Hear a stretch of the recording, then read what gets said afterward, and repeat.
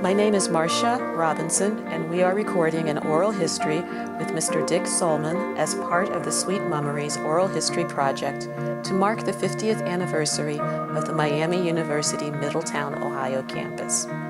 This interview is taking place on June 29, 2016 at the Miami Middletown campus. Mr. Sollmann, do I have your permission and consent to proceed with this interview? You do have my permission to continue to do this interview. Thank you. What is your name and what is your connection to Miami Middletown? I'm Dick Sollmann, and I was Director of Public Relations and Marketing in later years at Middletown campus. And prior to that, worked on the Oxford campus in the Office of Public Information, which on a ad hoc basis, so to speak, we covered the Middletown and Hamilton campuses for the university by coming to the campuses 2 days a week and doing news and public information types of things and working with content for publications. Thank you. When you came to be the regional director, could you please tell us what the charge was that was set before you and what your vision was for the department that you were creating? The charge essentially was to get the word out as much as possible to the entire region about what the real mission was for the regional campuses of Miami University, to also do a recruiting effort, so to speak, by implementing plans that had never been used before to reach potential students and to thus carry the word about what the opportunities were for people who, in many respects, were place-bound and couldn't go to the Oxford campus, and also an opportunity financially that they could get a start on their college education by attending a regional campus. Your career here began in 1972. The regional campuses were not very old. We were still in the middle of a war. The World War II generation had already finished their GI Bill, and there were possible changes about whether young people were going to college. With that environment, how did you come up with a plan to market, and did that change the plan for what these campuses needed to do? Well, how I did that is much later in the process. You mentioned 1972. Mm-hmm. That's the year I started full-time at Miami University in public information on the Oxford campus. And as I said, we were at that time covering the regional campuses at Hamilton and Middletown from there. And my story essentially starts well before that, okay, because I'm one of the few people I think still around who, while at Miami University as a student, I was able to work in the public information office as a student starting in 1966. If that's an interesting year to you, it is. It's because that's when the Middletown campus opened. And I was working in the office when the campus opened here. And directly, and this is I think a very important thing to get on this, to make note of the real father of the regional campuses of Miami University and the regional campus concept in the state of Ohio, because I'm a product of the extension program of Miami, which was started by Earl Theskin, who was the director, then dean, of extension services and the continuing education programs. And I attended, while working for the Troy Daily News as a very young, fresh out of high school person, the Piqua extension of Miami University. That's where I took my first Miami credits. And when 60 hours a week working and taking college courses became a little burdensome, I decided I needed to fish or cut bait. So I decided to apply and go to the Oxford campus full time. So that's the background story, which I think is important, because while Miami is the mother of regional campuses in the state of Ohio, all due credit for the regional campus concept, because Middletown is the first regional campus of a public university, is Earl Theskin. Did you have much interaction with Mr. Theskin? A lot. Please describe. His office was directly across the hall from ours in Rowdebush Hall. And there was not constant, but very, very regular interaction. And throughout his life, we became very good friends. And we visited him in Florida after his retirement and all the rest. I mean, great, great guy. And that's why I'm saying all due credit needs to be given for the start of the whole concept right there. So enough said about that. We need to move on to... I'd like to spend a little bit of time there. We have records of letters from Mr. Theskin to members of the community. We have response letters from people like Evelyn Day back to Mr. Theskin.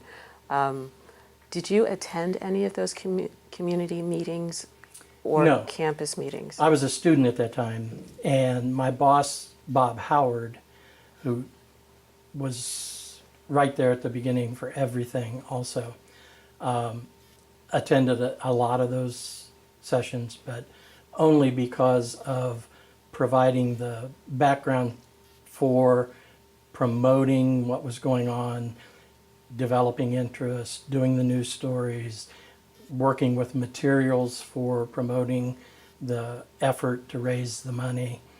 And in those respects, I was aware of some of that going on, but by the time I really started working in the public information office, it was a fait accompli, and the campus was about to open. I'd like one more question about the extension program. The community of students, what were some of the hopes? What kinds of students were taking courses through the extension programs? Did you ever go to the Old South building at Middletown? Do you have anything you'd like to talk about the pre-campus days? Only that the real multifaceted purpose of the regional campus was an outgrowth of the extension program.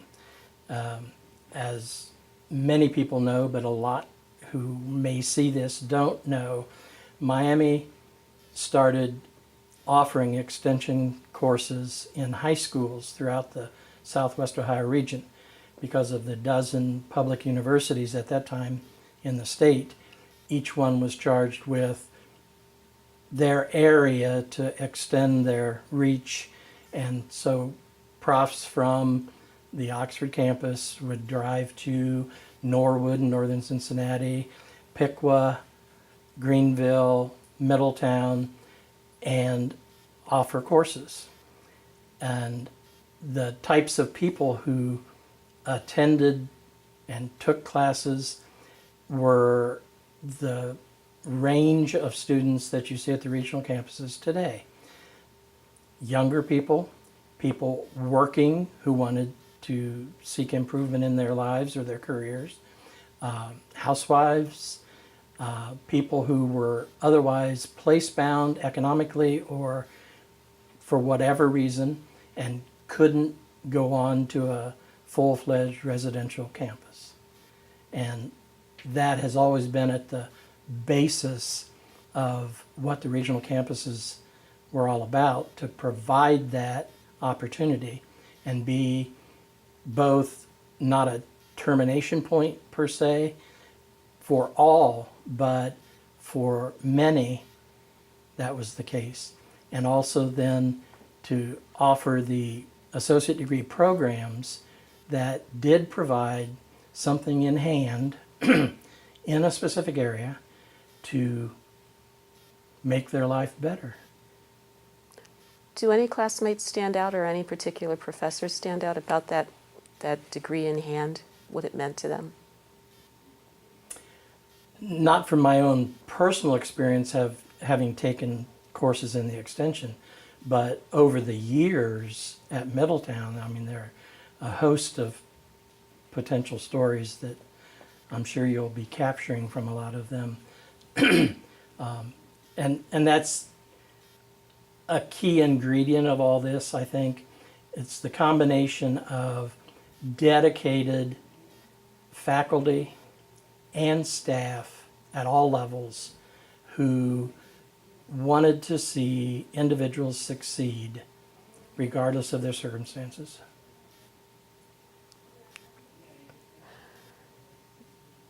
Let's go forward with your career. So you've graduated with the class of, what year did you graduate?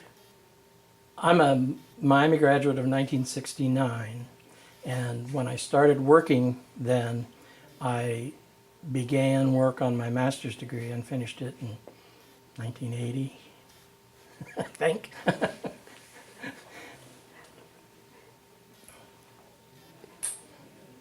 How were the regional campuses marketed in the early years to the public? Any issues about student unrest with the war? Are there any major challenges that you remember were big campaigns that needed to be resolved? From a purely public relations and marketing perspective, the regional campuses were not really promoted very much at all. Anything about the regional campuses that people became aware of was primarily through the news and public information effort that our office in Oxford did to get the word out about what was going on here. And for example, Miami University in general didn't have any kind of advertising program or marketing program, and they had a very good reputation. They were highly sought after by students, traditional students who wanted a good education. They didn't really feel compelled to advertise and market their product. The regional campuses, when they came along, were a far different breed of animal.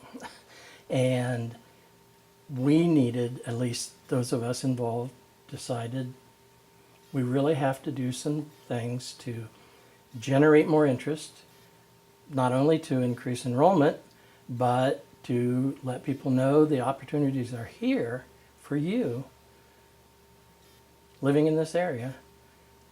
We were the best kept secret for a lot of years. Were there any particular campaigns that you recall?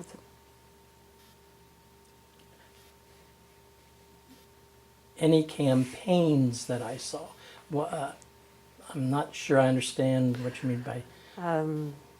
In terms of launching or announcing different degree programs or changing the geography of students that we pull from, did any of the deans or regional directors say we need to go in this direction or that direction?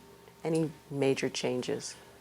Some of the major changes that took place early on that could be considered based on the needs of the communities. One of the earliest, I think, was reaching out to the hospital diploma nursing programs in the area to get the cooperation of them for the students who would be taking nurses training. But also, since it was a degree program, an associate degree program, later to become more than that, of course, the hospitals also saw the wisdom in the credentialing factor and that their diploma programs as with other professions, needed to be upgraded, and they did not necessarily want to pour all the resources into that, and the regional campuses became a perfect opportunity for that. So there was great effort made and a lot of recruiting going on, and one of the significant factors in all that, Ruth Ann Basald became the first director of nursing for the Hamilton campus. And later, when the Middletown campus also was further developing the nursing program, and she was head of the whole department, but she brought in Jean Dockery, who essentially became assistant chair for the Middletown campus within the Department of Nursing. And that's a major first, I think, and a significant factor in that as well. And Jean's a very good friend of mine and is today. And we had dinner a couple of weeks ago with Ruth McDiffett, who was also in the nursing department, and she was headquartered at Hamilton most of the time, and then later in Oxford. But Jean is an African American, and there were very few African American people, let alone women, in the faculty or the staff at either of the campuses. And Jean is a great individual, and she and Ruth at one time, and there are lots of funny stories about that, after Ruth Ann had to take a leave for medical reasons, I believe, she and Ruth were co-chairs, and they delight in telling some of the most wonderful stories about their experience at that. But I digress. The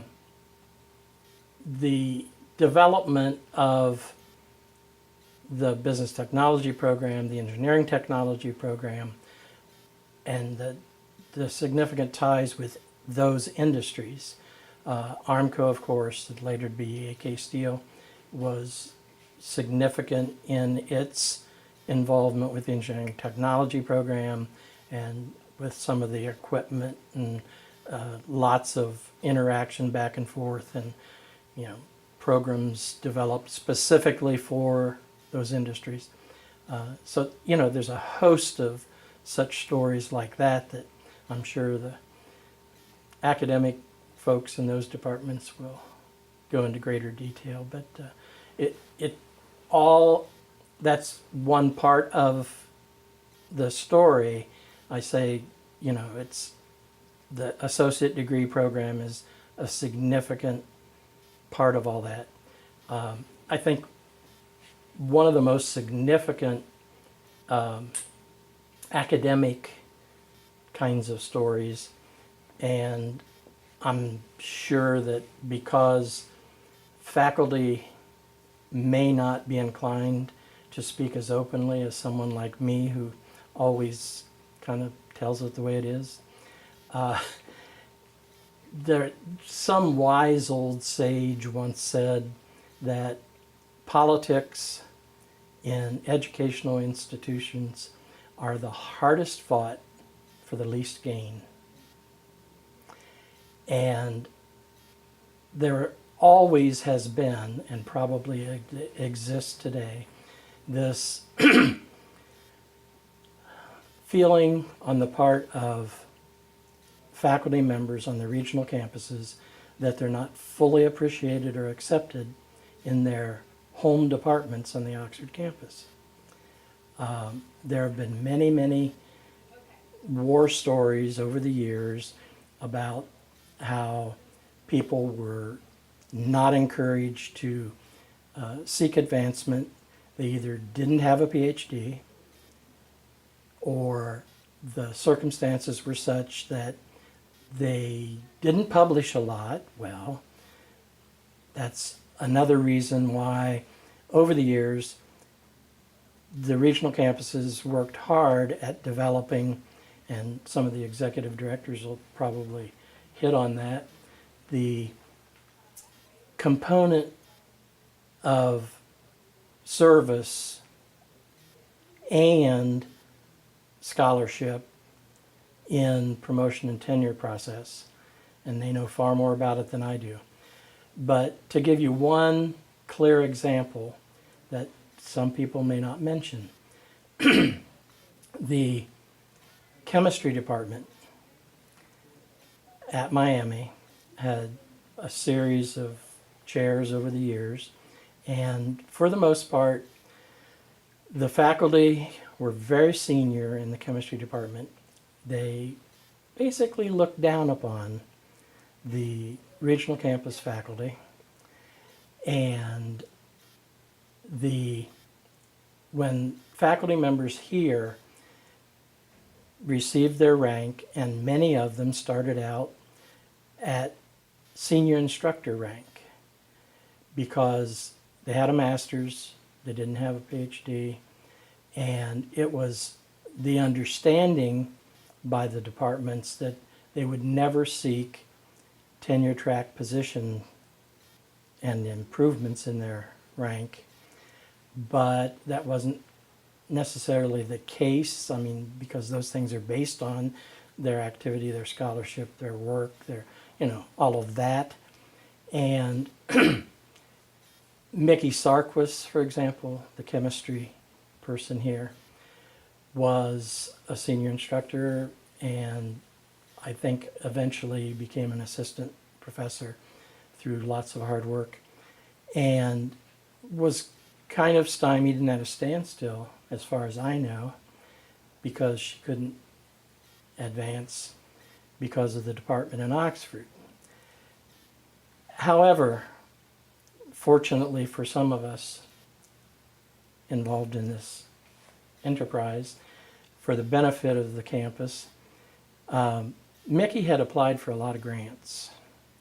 She was teaching science for elementary, middle, and high school teachers, and then that led to teaching science with toys and other programs that reached into the communities, exposed science to kids of all ages, and taught people how to teach science. And she received, as I don't know how many grants from NSF, National Science Foundation, and other granting organizations. And she received not the campuses, but Miami University's first $1 million grant for that program. And she then subsequently also received tenure and promotion and to full professor rank. But it was hard going. And to this day, the person who came in at the mid to tail end portion of that story was the then chair of chemistry, who is now retired, and I have coffee with him 3 or 4 days a week, Dr. James Cox. And he fought hard on behalf of her against his faculty in Oxford to see that that final rank got there. So following up on this story, it seems to be similar to the themes or the kinds of articles you chose to put into a in-house publication called the Communique. Could you talk about that particular publication and its function? The Communique at Miami Middletown is an outgrowth, essentially, of the publication which I was brought back to Miami to produce on the Oxford campus. I graduated in '69 from Miami and immediately went to work in corporate public relations at the Hobart Corporation in Troy, Ohio. And after 2 years there, my former boss, Bob Howard, in public information at Miami, called and said, "We're starting a new publication, faculty staff newsletter, The Miamian. Would you like to come back and be assistant director of the office and edit that?" And so I said, well, let me talk to my current boss, and I did. I accepted that position. So I actually became the second editor. The first editor was there a few months, and then it was turned over to me, of the Miamian. And so when I then came to the regional campus position, I decided one of the first things we needed was a way to communicate with faculty, staff, and then later we also mailed to the community a similar publication. And so we came up with the name Communique. And the objective was to keep everyone informed. The kinds of scholarship and activities that were going on here, both from the students' perspective, from faculty's accomplishments, what kinds of community outreach things we were doing, and entertainment, such as the artist and lecture series, and everything that makes a campus what it is, basically. So that's the impetus for that particular vehicle. In the original conversations with the community of Middletown, it was very much wanted that this campus would provide a location for culture, not just education. But can you talk about how that developed over the time that you were here? It was already, the cultural aspects of the campus were a component that the community really wanted. And as I entered the scene, it was already full bore running and very successful. As I had mentioned earlier, the Public Information Office on the Oxford campus 2 days a week would service the regional campuses at Hamilton and Middletown by doing all of the publicity for all of these programs. And so from that perspective, we were involved very early on.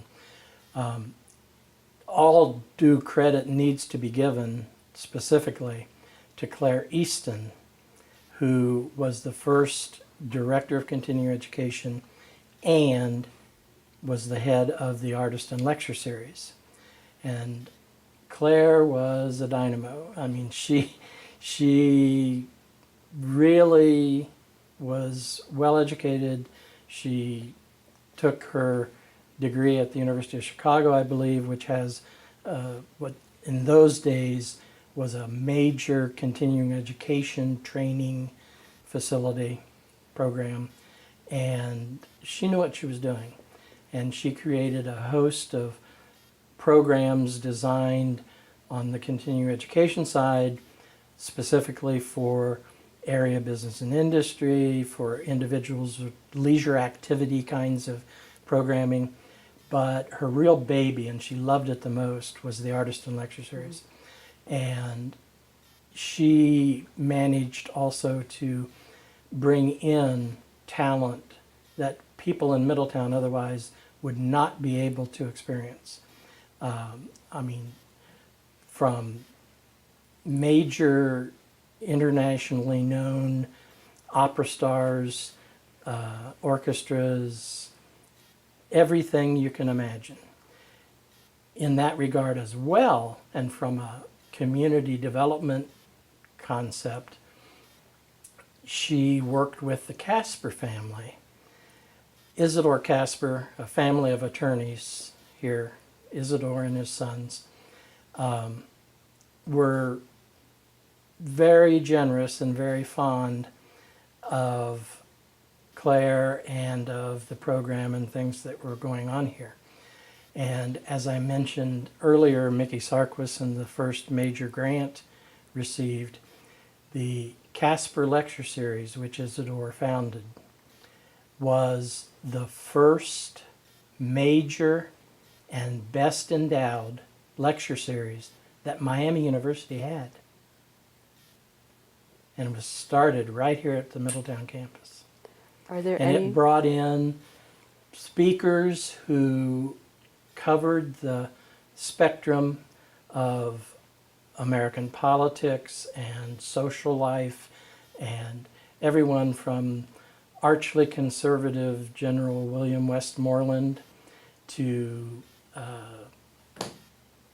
who was Spock, the entertainer. Leonard Nimoy? He was in Star Wars, wasn't he? The Spock? Leonard Nimoy. Leonard Nimoy. And I mean, you name it. And I'm sure Rod Nimps, who later took over the artist series, could go into greater detail about all those. I remember ferrying from the Manchester Inn to the campus, Beverly Sills, the famous opera star. And I mean, the list goes on and on, that people who have been on this campus for one of those programs, either the lecture series or the artist series. It sounds as though the function of the office grew. Can you describe the pace at which it grew and some of the accomplishments of which you're most proud?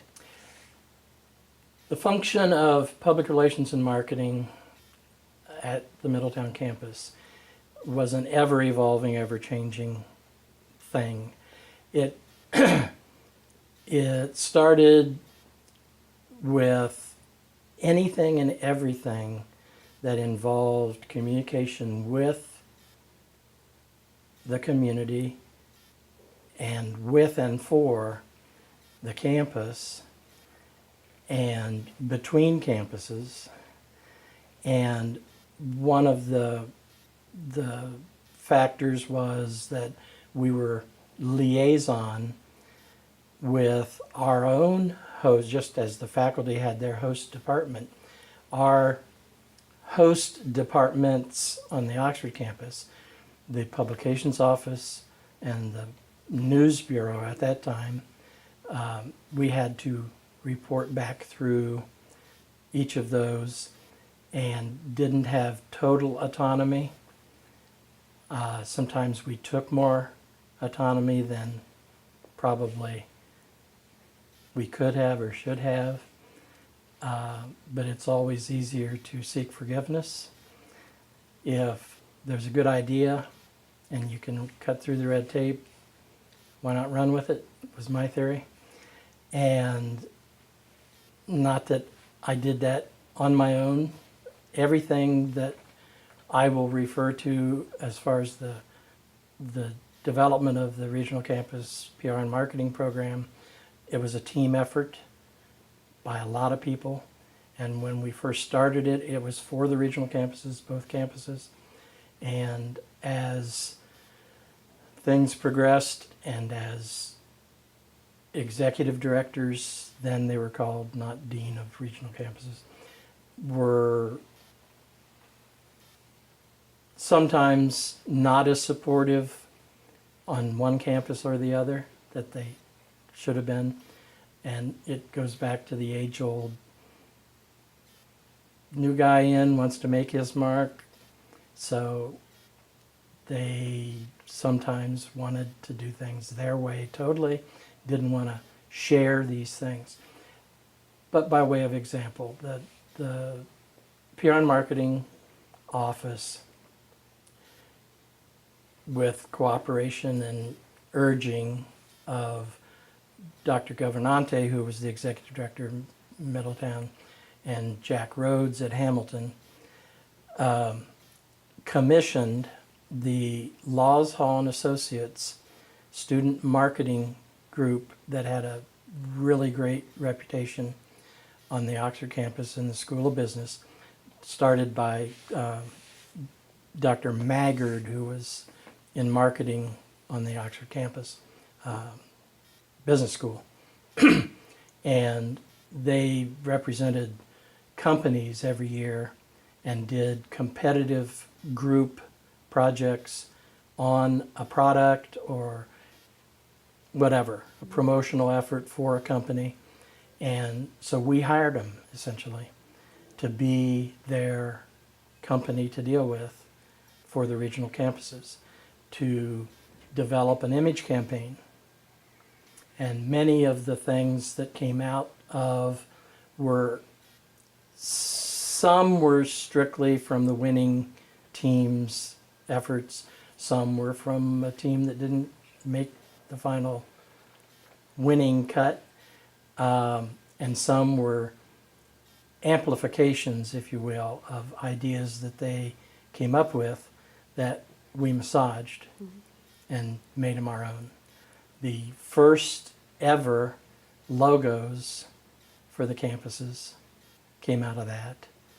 And the inklings and the start of what would then become a strategic marketing plan were built upon what came out of that study as well. So that's really how it came about and got started. And the other functions of the office were all encompassing. I mean, everything and anything, you know, in the resume that people generally get, and then a job description says, and anything else the boss wants to assign. Well, that's sort of how we functioned, because in that respect too, some of the earliest fundraising was, I mean, not in any formal way. I mean, I was never the director of development or fundraising, but because of the PR effort that we were making in the community, public relations, the contacts with the movers and shakers in the community, the development of those people for the campus, the creation of we already had a citizens advisory council from the get-go, from the very start of the campuses. And it was filled with leaders in business, leaders in the community, Chamber of Commerce, movers and shakers in the community. And that group met with the executive director and advised on community input, that sort of thing. And the PR person met with that group as well. And through those contacts and development of them, we also were really kind of responsible for some of the early money that kept coming in dribs and drabs. And I'm sure you'll probably get a take on the significant and major fundraising effort that began to take place. The hiring of a first director for development. And that was Sherry Peratt. She happened to be at the time my assistant. And I had been working with Venus Maupin, a local insurance agent, and he passed away, and I continued my contact with Ruth, his widow.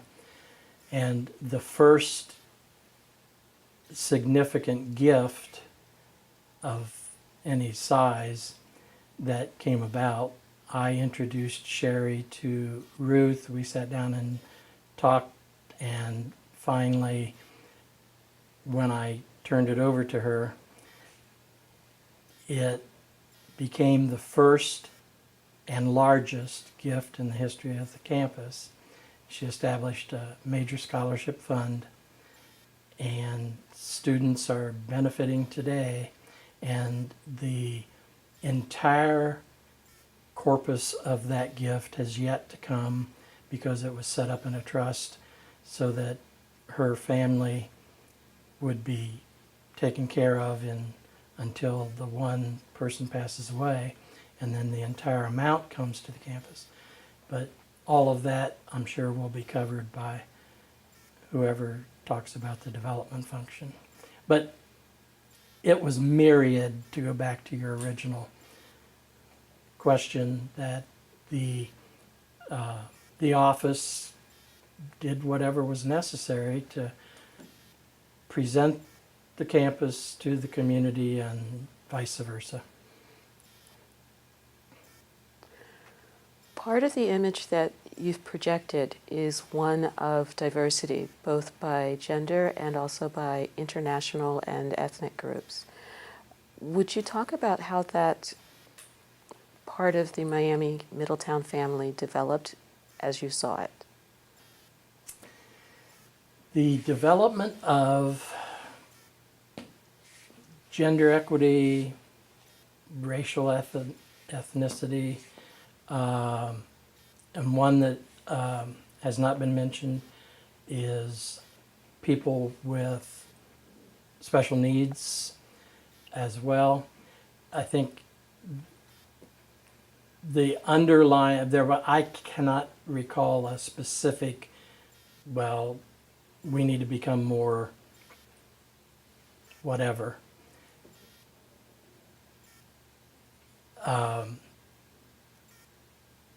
As far as programming that way. But from the very beginning, I think there has always been an underlying philosophy that the campus is an open book, and we encourage people of all races, people of all socioeconomic backgrounds, people with disabilities. As a matter of fact, and I have a story for everything. The current lobby area of Johnston Hall that has the Armco mural in front of it was the position of the Welcome Center information desk and switchboard operator for years. And Dorothy Caudell manned that station for a long, long time. Great person who greeted students, and everybody was equal coming in there. And then later years, and that fell under PR and marketing, I supervised those people at the information desk. And one little battle that I had, I had a student who was a delight and was well known around campus.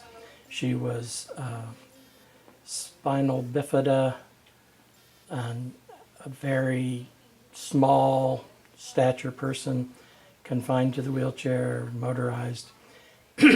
She showed great interest in everything and worked in various offices doing things. And some of us said, what better person to have as your person at the front door greeting people than someone who has achieved in spite of all of her circumstances. And so I wanted to hire her as a student telephone operator, information desk person. But nobody could see her behind there. So through great effort and with great consternation on the part of some, we rebuilt the desk area, ramped it from the left, and put a platform back there so that it raised her up. And it was just the right thing to do.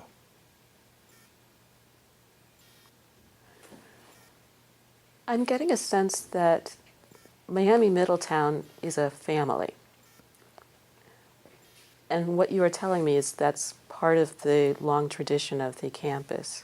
Can you comment on that sense of family with faculty, staff, community, students? The Middletown campus, again, has been at the vanguard, if you will, for working together as a group of people regardless of their station, whether they're on physical facility staff or a full-blown faculty member at the highest rank, or the director of the campus. The efforts early on to make sure that we operated as a family, so to speak, was with things like campus-wide picnic party, usually toward the end of the year to, celebrate our accomplishment, having gotten to the end altogether. Another thing that we did was to establish a program to honor and recognize individuals who gave of themselves far above and beyond their job on the campus. And I remember we were down at Swordsville Lake for one of those parties, picnics, and we initiated the program at that particular event. And it was a community service kind of an award. And the very first person who received that and was nominated initially by one or two of us was Juanita Hatton. And Juanita was a custodial worker and later became a custodial supervisor and retired a couple of years ago now. And I'm very happy to say that it gives me great pleasure to say the university as a whole several years ago started a program very similar to this one, which had been in existence for a long, long time, and became the President's Award for Service. And it too was awarded to faculty or staff or whoever that gave of themselves in heroic ways. And happily sharing in that award this past year was none other than Juanita Hatton. And I think that tells the whole story. About what year did the first award? Oh, I'd have to look back. I can't remember exactly the year, but it was probably the mid to late 80s. You talked about the relationship between marketing and development, and there was a phrase you used, a strategic marketing plan. Would you mind talking some more about the development of a strategic marketing plan? The first strategic marketing plan for the regional campuses was an outgrowth of both the Laws Hall and Associates program that developed a plan for the campuses for marketing, and we did that jointly with Hamilton. And among other things, we began developing co-produced publications, direct mail marketing pieces that went to the entire service region, advertising, and you'll get tired of me saying the Middletown campus or the regional campuses were first in such things, but Miami University never had the need to advertise or to do very much marketing because they were flocked with students coming to the Oxford campus. But it was far different for these campuses and for the mission that the campuses had. So we began to develop a strategic plan to advertise, market, and publicize the campuses in a broader way. We initiated the first radio advertising program for Miami University for the regional campuses. The direct mail marketing, we sent the entire course schedule in a tabloid printed piece to most households in the region. We did a lot of print advertising. We did stories in the media, and they were all on a unified theme. The other components of that, again, Miami had never had the need for an 800 number for people to be able to call toll-free to get information. And we saw the need to put an 800 number in our marketing materials. And so we just went ahead and contacted the phone companies, got an 800 number and unique numbers, and made it easy for people to reach us.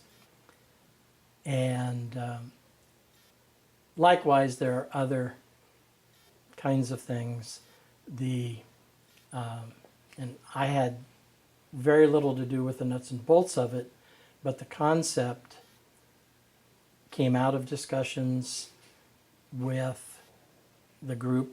We had a marketing committee for the Middletown campus that was made up of faculty and staff and administrative people that met regularly with me to develop all of these things that I've been talking about.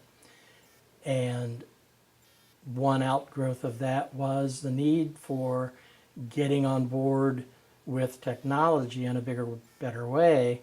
So the website for the Middletown campus was the first internet presence of any campus of Miami University.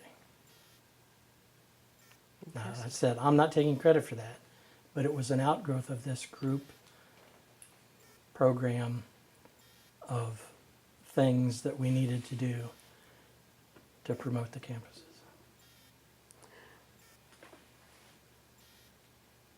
You also spoke of your office engaging with the major employers of the region and the powers and the shakers to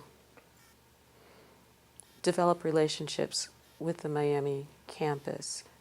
How does that affect our students? The interconnectivity of the community, the businesses, the organizations in a community with the campus is an effort that many, many people have to engage in. The one component that I mentioned earlier, the Citizens Advisory Council, was the executive director of the campus and me as the director of PR and marketing meeting with those folks. Their ideas bubbled up. We sent information and ideas back through them to be influencers in the community in their various roles and responsibilities.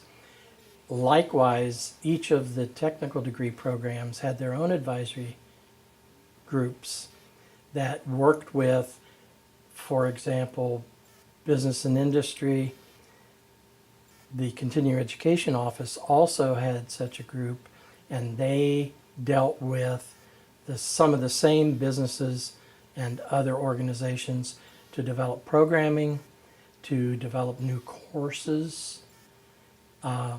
And so each of the departmental advisory groups and the continuing ed group did those kinds of things, and we kind of coordinated through each of those chairs or director of continuing education to help those things along, provide materials for them, produce materials, all of the above.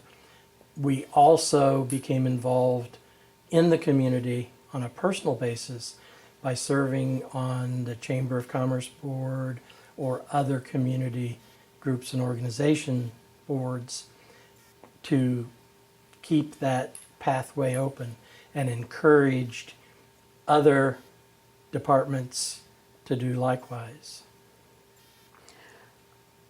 What is the benefit for the community members of these kinds of activities that are coordinated through the marketing department or facilitated through the marketing department? The benefits to the community members of being involved in the marketing process, ownership. I mean, the community becomes stakeholders in the whole enterprise. And if you talk to any number of the folks who have been involved in one or the other, and later the development advisory group as well, for fundraising and working on the major gifts campaign and that sort of thing.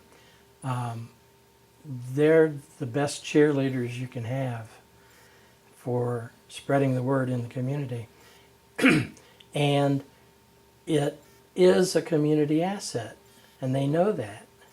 So by them buying in and thus promoting it, it's benefiting the community as a whole. That's what it's all about. Awesome. And then your sense of history for the campus. I've benefited by going through the archives that I believe you helped to assemble.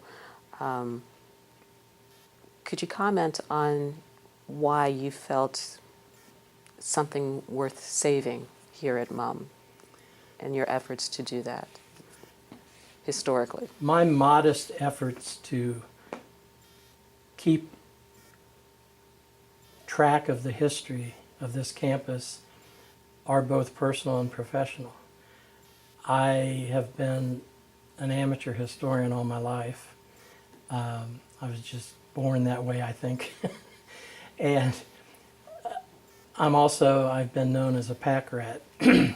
So I generally kept everything that went into any of the programs and processes that we did, and essentially created an archive that when I retired, under penalty of someone later in life up above doing ill upon whoever destroyed them, told Jan Tennyson, my successor, and others that protect and save all of these things. Don't do anything with them.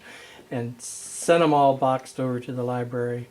And duplicates of things that otherwise would have been lost.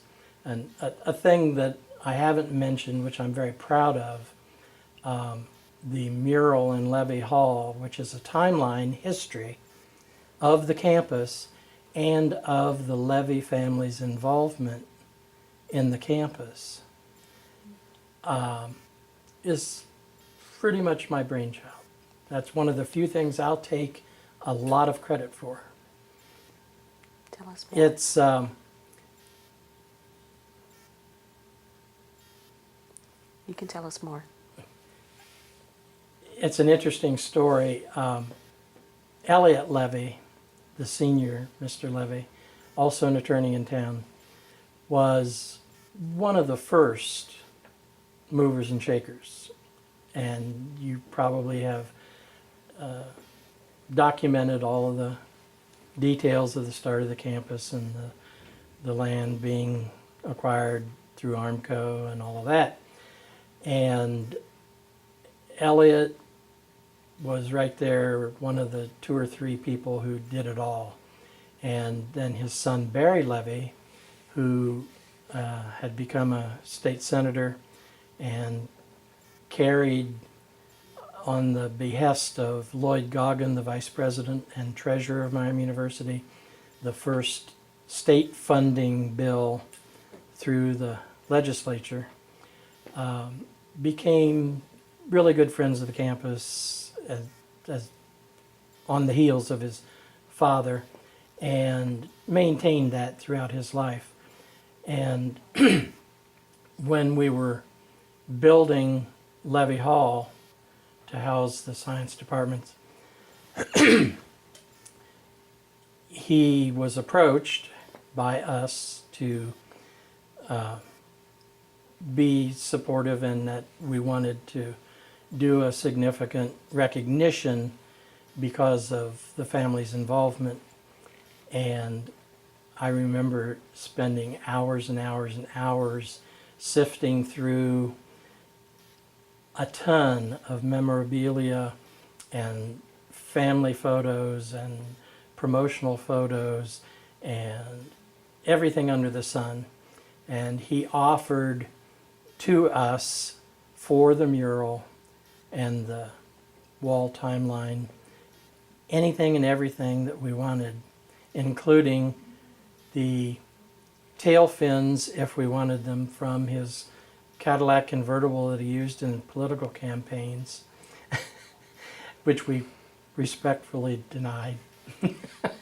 And you have to understand, Barry was a heck of a guy, nice guy, loved this campus. He ended up, of course, being on the Board of Trustees of Miami University and had a deep love. He was not a graduate of Miami, but had a deep love for Miami University and this campus. And Barry had a big ego too. And so we had to do battle with him on several things. And, Barry, I know this is important to you, but, you know, your dad did all this, and you did this too, and you know, we have to keep it in perspective. So it was a fun time, it was a good time, but it was, I think, a major accomplishment that got done and honored a family who gave significantly to this campus. Is there anything else that you would like to enter into the record? I would like to say and repeat, in case and it doesn't get edited out, that I hope I have not used the word I too many times in this interview, because there is no I in team, and this has been a total team effort from day one that made the campus as successful as it is. Thank you. Do I have your permission to discontinue the recording? You may stop. Thank you very much.